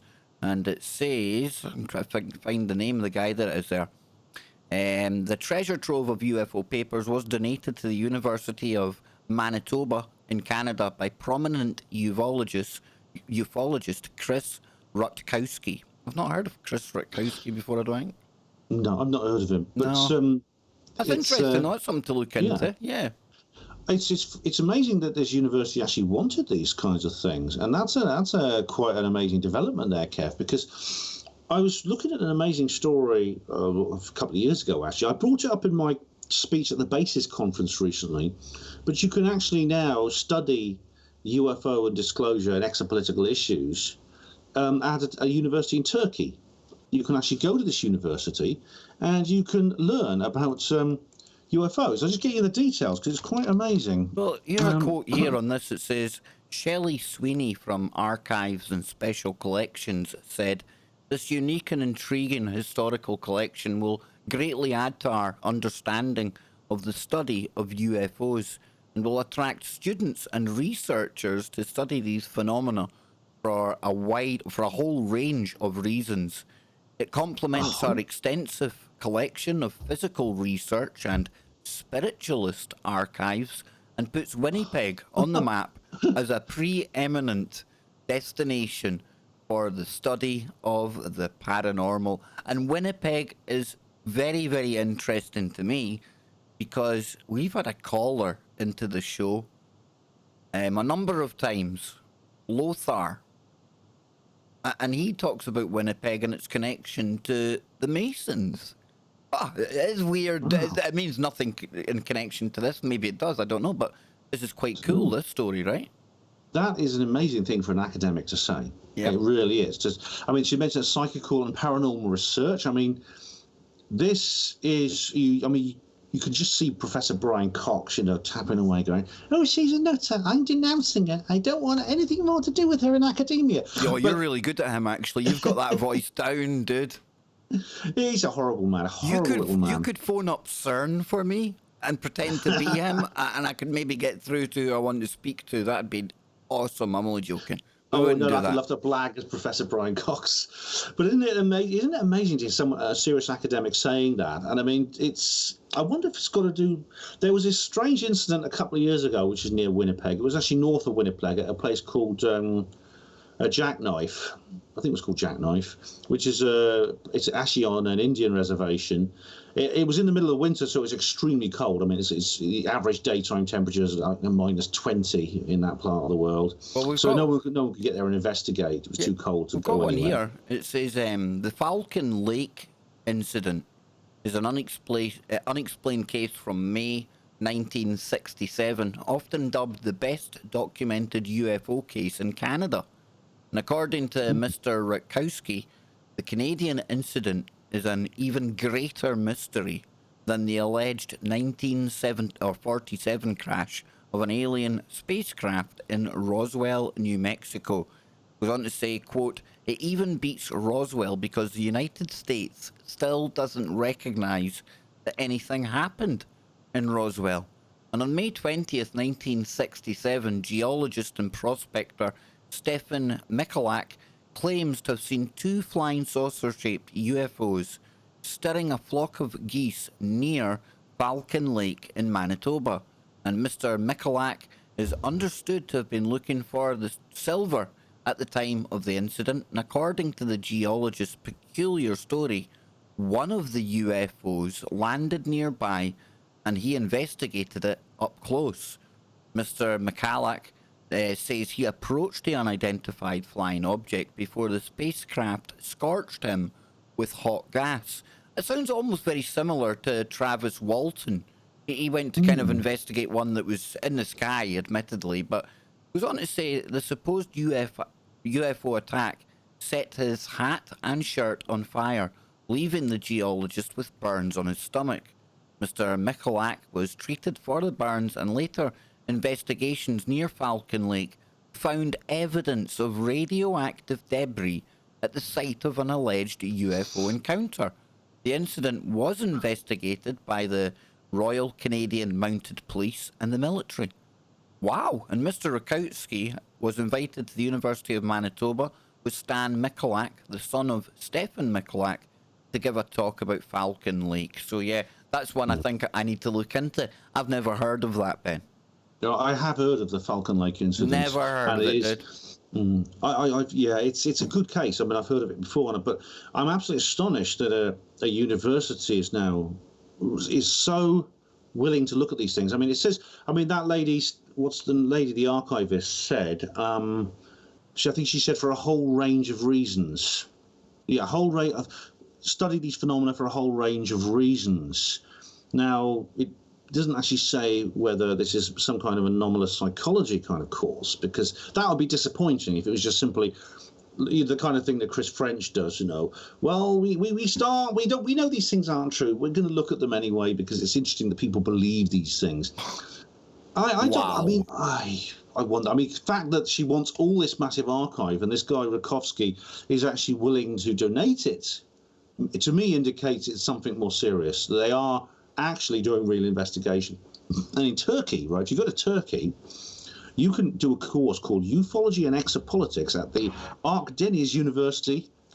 Hold that thought, Ben. Okay. Hold that thought. There's the music. We'll be right back. Don't go anywhere. One segment to go with Ben Emlyn-Jones.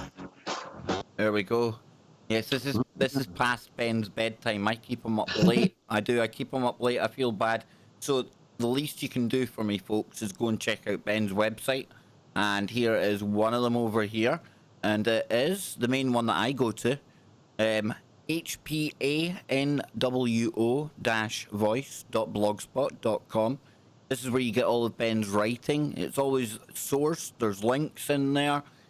Brilliant place to come and get a little reads, little kind of Ben's perspective on so many different topics. And one there, Ben. I mean, it's a wonderful life. You went to escape the madness of the UK in the cinema. And you enjoyed this the other night, right? I actually, because after the general election, I felt I did need to get away from it all, Kev. And this is such a lovely film. It's a Christmas movie, and it's really, really good. And I did go and see it. It was actually being shown at a cinema. It was 73 years after it was released. It's still shown in cinemas. And even though I've got the DVD, I've got the DVD here. It's nothing like seeing it on the big screen. So I went along, and it's a fascinating film because it's very uplifting. It's got an uplifting message about a man who's attempting suicide because he's so depressed, and he's visited by an angel that makes him realise that his life is precious and he shouldn't give it up. And what's interesting is, Kevin and I often talk about parallel universes, the Mandela effect, CERN, things like that. The idea that there's other realities out there, other universes. It's a Wonderful Life actually has that concept within its plot, the idea of parallel universes. Now, I've never heard of a film that old. I think this is the oldest film I know of that has that concept within it. If you know of another older film where the idea of parallel universes occurs, please let me know. But it's a really amazing story. I do recommend it. It's a happy-go-lucky kind of feel-good movie, and it's very seasonal. Perfect for Christmas Eve with a glass of brandy, with all the family. It's a lovely film. Just looking at the people in that picture there, though. I mean, yeah, obviously it was a different time, but you compare that to the family of today, and without getting into all the crazy wokeness and things have changed big time, eh? That was literally a different world, literally. Well, it's very rare you even see people smiling like that. Exactly, dude. Exactly. Yeah, these actor and actress, James Stewart and Donna Reed, were brilliant actor and actress in this film. And I think it's just quite unique to see people with their head up, not buried in a phone. Oh, that's true. Yeah. It's amazing. It's an amazing story. It is about like there's families and tradition and things like that in it as well. It's about having a family Christmas and about how people get together and help each other out. It's about love and community and companionship and all those other positive messages. And goodness, we need that, don't we? And we need before a bit of escapism. Before the meanings of all these words were changed, and a picture of a man, a woman, and a child probably deemed offensive nowadays. Oh, it's the sexist, crazy racist, world that we live in. Was it homophobe, transphobe? There's all kinds of phobes and ists. Yeah, the funniest one I heard was earlier, though. They're trying to ban the term quantum supremacy because that word obviously appears beside another word, and it's something pretty bad. I tell you, at this Oh point, dear. things can't get any more ridiculous, okay? They just can't, but they can, and they will. That's why I'm here to guide you through the apocalypse, folks. Yes, and Let's just Ben. And let's give a bit of sanity is what we need, don't we? We exactly, need a bit of exactly. sanity. I hope we inject a bit of sanity into all this. Sanity, it's like a unicorn, my brother. It's mythical. Here we go. It's feeling like that. Here we go. We are back. Final segment right here on your number one network, Truth Frequency Radio, www.tfrlive.com. I have had an absolute blast tonight. We've not made it through even half of the things that Ben had sent me through, but we've been talking about strange skies, fake alien invasions, UFOs, all that good stuff. And even during the break, Ben was sharing how he went to see It's a Wonderful Life recently. And in his reckoning, and in mine too, I think probably the earliest that we can think of anyway, a depiction, a portrayal of a parallel universe. Something that's talked about a lot in modern time, but it is quite rare to see that in a movie back then, Ben. Very. I mean, there's plenty of depictions of parallel universes in Doctor Who, Never Let Me Go, and indeed my own books as well. Which maybe I'll talk more about that at the end. But in my own book is about a parallel universe. This is a film released in 1946. Which contains the concept of a parallel universe, another reality, a separate one from our own, where some things are the same and some things are different. Now, serious scientists are talking about this now, that our universe is not the only one. There's the many worlds hypothesis, which is likely to be true because it solves a lot of the mysteries of physics. And even, dare I say it, quantum supremacists are actually now looking to be even more supreme because this new theory, this idea that there's more than one universe, it actually supports them. It actually supports this idea. If you add this in, it explains how the universe we see works. Yeah. So I'm really, really encouraged by this. It's like we were saying earlier on before we came on air at all. You were saying, you were thinking about, what it would be like for a Ben in another world or a parallel world, or if there was a parallel universe without Ben or something. And when you start to think about these things, especially the many worlds, it gets so confusing really, really early because you start to think about every single decision that you take. If you think of it like a fork in the road, really simplistic, there's either one way or another. Multiple choice, every decision, A or B. And for every time you take A, in another parallel reality that springs into existence, you took B. Hey, thank you very much, Edward. Santa Claus is coming to Capes. Yes, Santa Claus is coming to KBS soon. We might have a belated present on KBS at Christmas. I'll fill you in more about that nearer the time. But yeah, you think about it though, Ben, every decision every single person on the planet makes, every minute of every day, that starts to spiral into numbers of parallel realities that make my head want to explode. And I've listened to Sean Carroll talking about this, physicist. I've listened to many people, and what really shocked me the most about the whole simulation or many world theory, you can go back to like the early 1900s when scientists were first actually thinking, how do you explain reality? They didn't have the same language as us at the time. The lexicon of language used was different, So in their own way, they were talking about the possibility of what we would call, the fact that we're living in some simulated reality. Some were talking about perhaps this is one of many realities. So it's really cool because now we've got the technology to almost test that. Of course, that technology is terrifying to some people as well because it brings in CERN and quantum computers. Of course, yes. But I mean, the energies that have been released as CERN, according to the various experts, are so high that if there are parallel universes out there, these might uncover it. Indeed, there's an experiment's been done. What was that? I can't remember the details of the experiment. I don't know if I can find it on my records, but it basically involves a neutron emitter and a detector, and between them there is a shield. Now, the purpose of the experiment is to see whether the neutrons, which of course fluctuate on the quantum level, will actually can actually be detected through a neutron shield, like a shield where they can't physically pass through. Because if that actually is done, there's only one way those neutrons actually could have got to the detector, and that is that they actually flipped into a parallel universe and flipped back again, so they could get round the shield by bypassing the route they would normally take through this universe. I don't know if there's been any results of that experiment yet, but that could be the first actual scientific proof of the existence of parallel universes. I mean, I've got no doubt these things exist. I mean, the Mandela effect that we've talked about is just so amazing. I mean, maybe there's a universe with another Ben in it where it is the Looney Tunes, because that's what I remember when I was a kid, and maybe we did split off at some point, and he went his way and I went mine. I don't know. I mean, if you're talking about the number of these universes, if every single decision you make changes the universe. Indeed, what if every single quantum fluctuation at the very lowest level causes this to change? Like the Hugh Everett, the guy who first came up with this idea. That's the thing. It would have to. That's the thing. Everything, right down to that quantum scale you're talking about. They're talking about a vast number of universes. Yeah, it's the same as when you talk about observers, when you talk about quantum physics as well.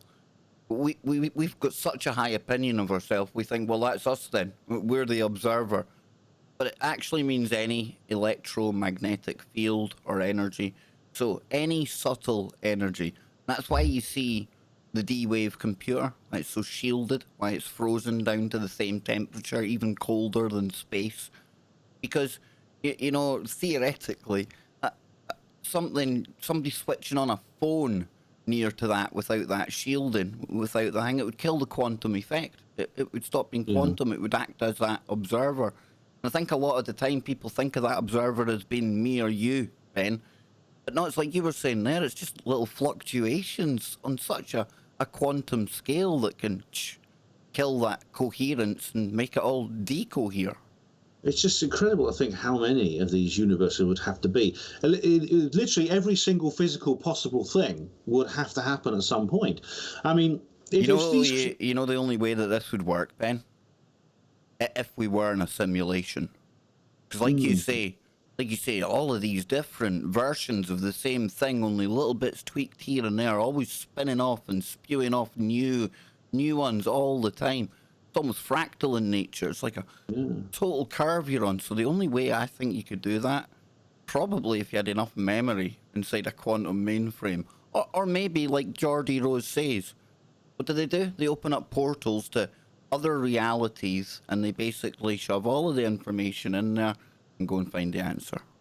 Well, if you ever read The Holographic Universe by Michael Tolbert, it goes right into this idea that he said that the universe is a hologram. I mean, the word simulation is one thing you could use, but it does appear to have the properties of some kind of constructed projection.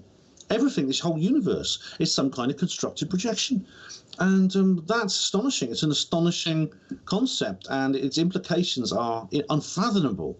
I'm not saying it's literally the Matrix. I'm sure I'm not floating in some big tank somewhere with some wires plugged into my head. Again, we don't have the language. We don't have the lexicon. That's a metaphor. Yeah, we're like the cavemen trying to explain what a quantum computer is going to be in the future when that knowledge is available. It can't be done. We're talking about things that we don't have an idea about. I think we'll find out when we switch this thing on and it works. If it does work, then again we'll have proof of parallel universes, because the switches, like the calculations, will be done on multiple levels within the quantum fluctuations, which means there must be other universes in which these fluctuations are going.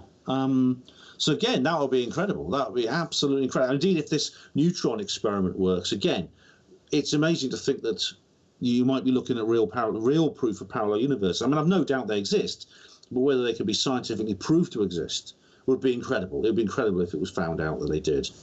Yeah, again, you see that, again, I think we're limited by our brains, and I sound like a transhumanist here, I'm not meaning to, but like that experiment you're talking about there, and you got it spot on. They fire neutrons at a shield if it gets through, and it shouldn't have got through the idea as well. That's because it was really traveling in another universe at the same time, and the copy one it came through, and like Ben said, almost supersymmetry it goes towards proving as well. Well, I do wonder, actually. But Ben, here's the thing. Just because we have this explanation that includes parallel universes, how do we even know that that's a thing? You know, Well, yeah.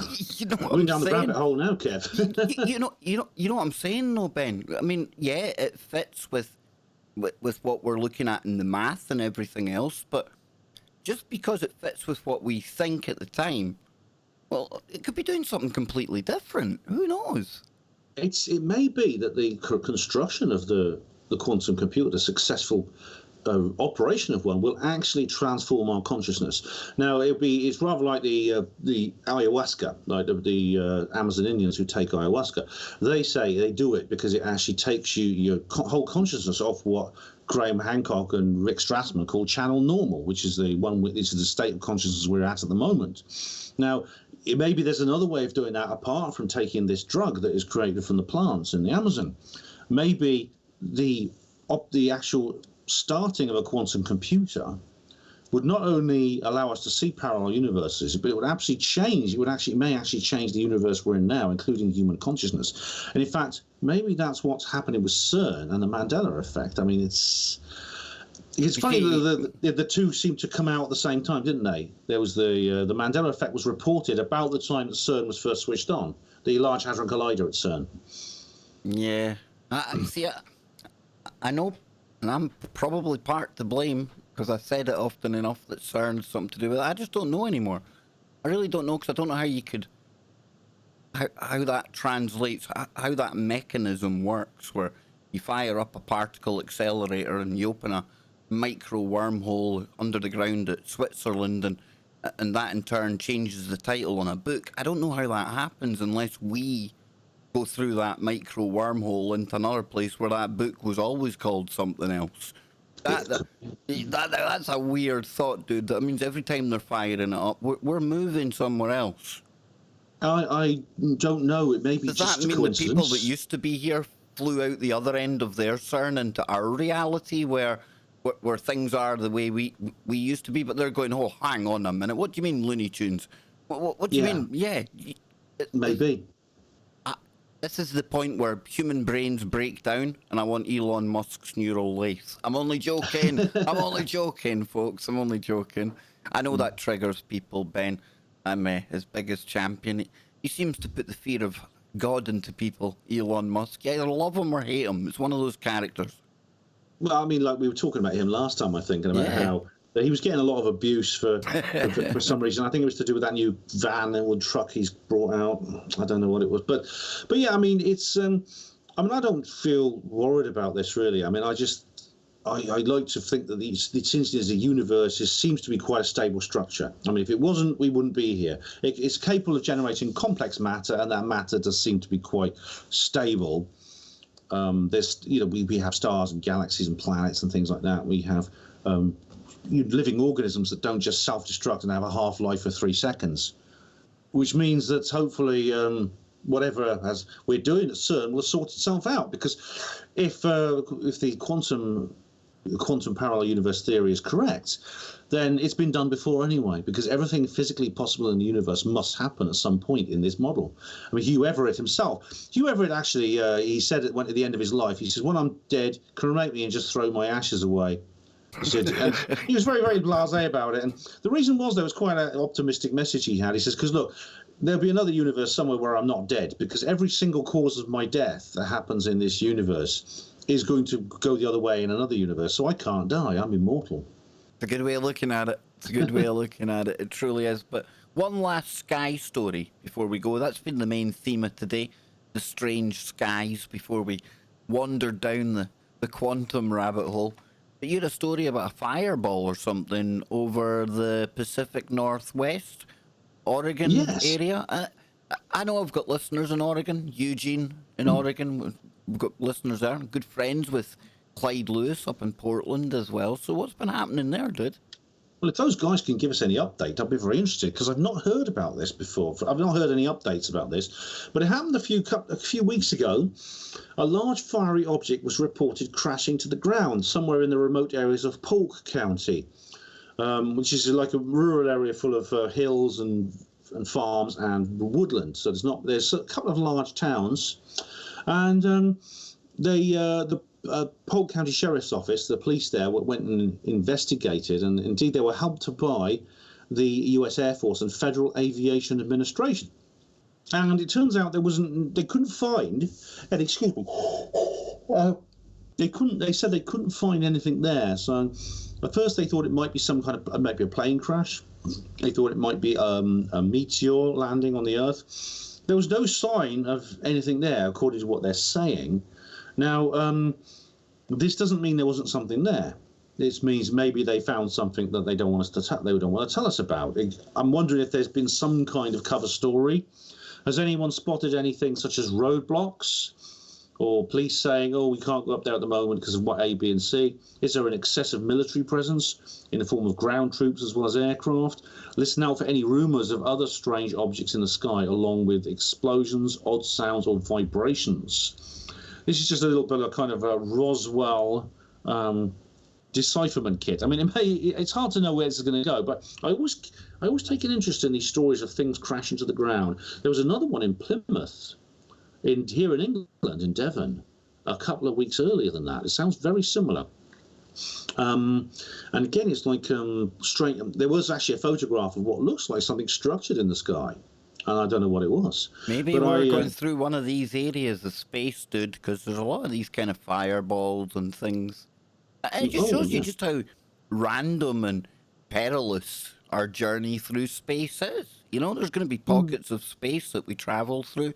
I think we often forget that, you know, stuck here, motionless, apparently, but we're on a ball flying through space, you know. So I don't know. And again, I've got the confirmation bias, but when you see more stories about meteors, we've had a lot of stories about asteroids I've covered lately as well. It ties in with Carol Rosen's cards. Well, according to Vernon von Braun, the last card would be the aliens, but the one before that would be meteors. Well, think of this as well, Ben. Think of this as well. In the past, 2 years, we've had not one but two interstellar visitors, and we had NASA releasing their never-before-seen images of a mysterious object that arrived from another solar system. And this isn't a Muamua. This is another one. Yeah, it's called 2I/Borisov. I've not heard of this. Yeah, this was a while ago. They had thought it was an interstellar one, but now it's been confirmed. It says here, NASA has released a never-before-seen image of 2I/Borisov, only the second known object to have visited our solar system from elsewhere. The image shows the comet in front of a distant spiral galaxy, which can be made out to the side. But the focus of the image is the bright blue center of the image, which is taken by the Hubble telescope as it tracked the comet through space. Long story short, it was actually an amateur astronomer with a homemade it was Crimean amateur astronomer, a homemade telescope that spotted this. And yeah, it's like I've always said, I would trust the amateur astronomers over the authorities anytime. So it says that 21 Borisov was first spotted in August by a Crimean amateur astronomer who would give it its name and caused a flurry of excitement across the world. Scientists quickly determined that it was the second interstellar object known to have visited our solar system, after the famous, and we talked it to death, Ben, didn't we? Oumuamua, the first comet. So yeah, that's two now. So now we're finding these interstellar visitors.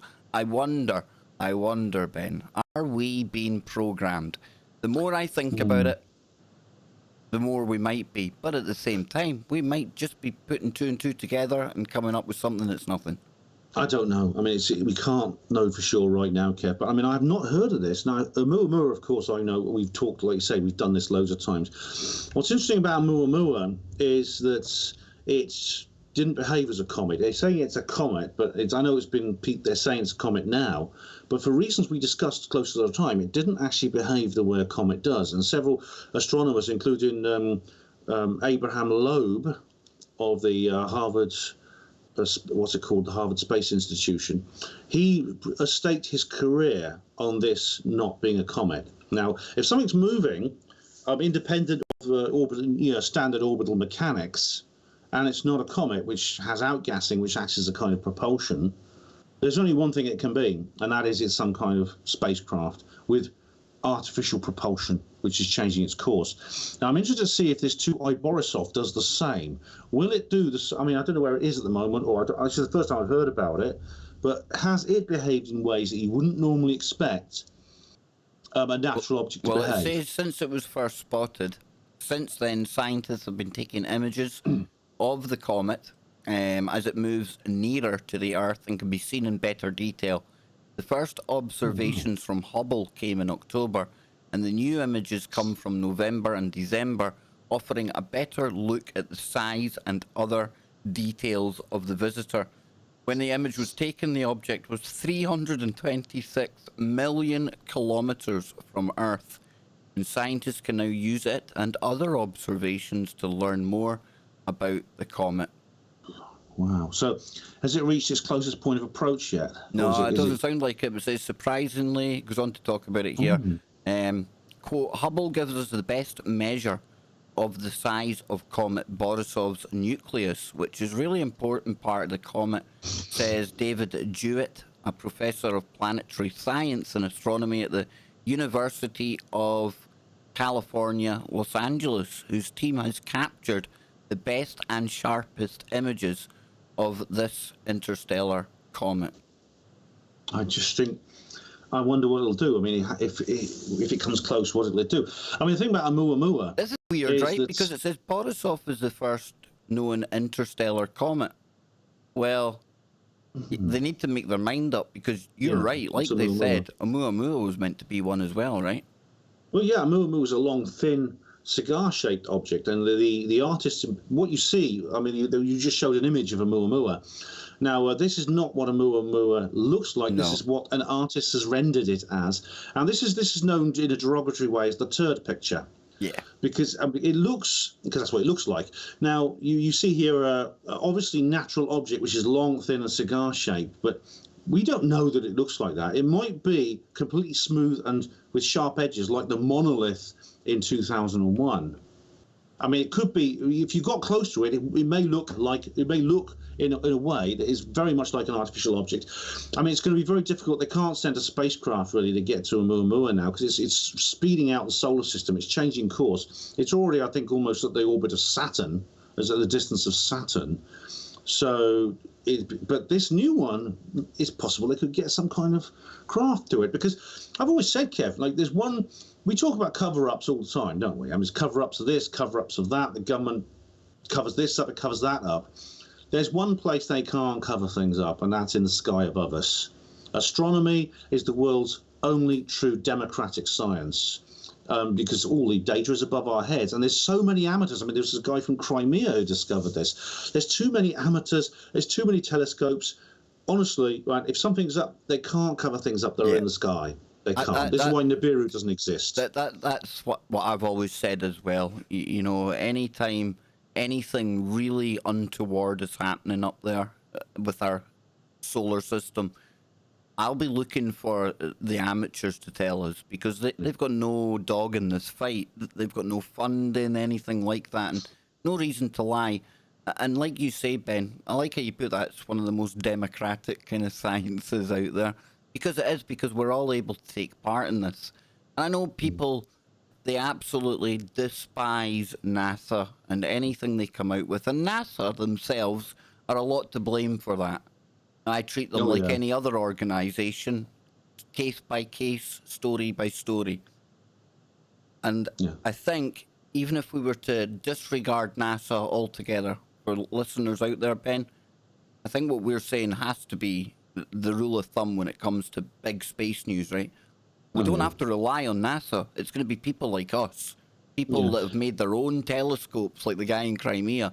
They're going to be coming online. And okay, they might try and silence them, but you can't silence all of them, Ben. Not when everyone's watching Absolutely it. Not. I mean, astronomy is still one of the most popular sciences, popular hobbies in the world among amateurs. There's astronomers amateur astronomers all over the world. They also, not only do they have their own telescopes, but they can get online and have access to the big telescopes as well. I mean, if this Borisov thing, which everyone is saying is a comet, if it starts behaving like a Muamua, in other words, changing course, and it's closer to the Earth, what if it stops and suddenly approaches the Earth and sort of hangs above us and starts doing things like sending us signals? Maybe We're going to know about it. We will know about it, and no one can cover that up. Maybe this is the one that they're going to use to put the fear of the heavens into us. I don't know, but Ben, we're out of time again, man. Oh, right, it's going to be 2020 by the time you come back. So I'll let you say your fond farewells to the TFR audience, these brilliant listeners. So many come to hear you. Roswell Rising, tell them about it. This is a great Christmas present if you like the kind of things we've spoken about on the show tonight.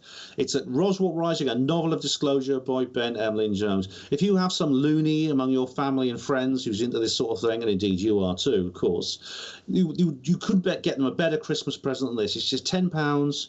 You'll get it online, get it all good bookshops, and it's just the first of a trilogy of what would happen if we got UFO truth instead of UFO lies. Hence, a novel of disclosure. So check that out. It's a really, really good piece of work of fiction. Thank you so much, Ben. And thank you to everyone for tuning in tonight.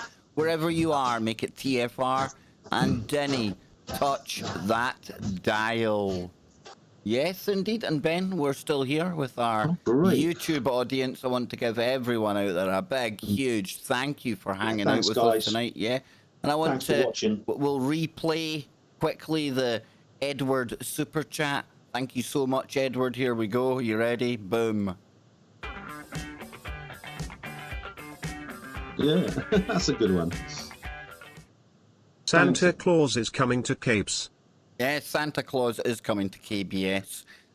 I was teasing the audience during the show, but perhaps I got an email from one of our good friends today, somebody that hasn't been on the show in such a long time. And it's coming to a time of year when me and she always get together and talk about the year gone by and the year ahead, according to The Economist. That's right. It's the time of year me and Nano Girl hook up again, so Nano will be back on the show, and we'll be giving you our deep woo on all of the symbology that we find for the year ahead. It usually proves to be one of our more popular shows here on the channel, so I'll let you know about that as and when details are confirmed.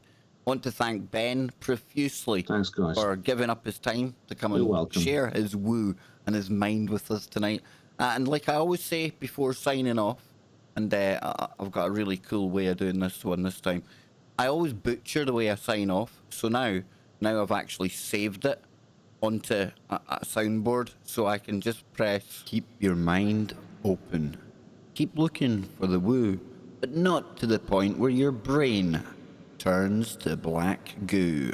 So on that note, ladies and gentlemen, that's great. Yeah, pretty good, Ben. You like that one? Yeah, I'm just trying to find now. Hang on, I need to find some music here. Do we have any music? Why isn't my music working tonight? I know why my music isn't working, because I played about with it earlier on, Ben. Can you believe it? Give me 2 seconds. And folks, I'll be back tomorrow.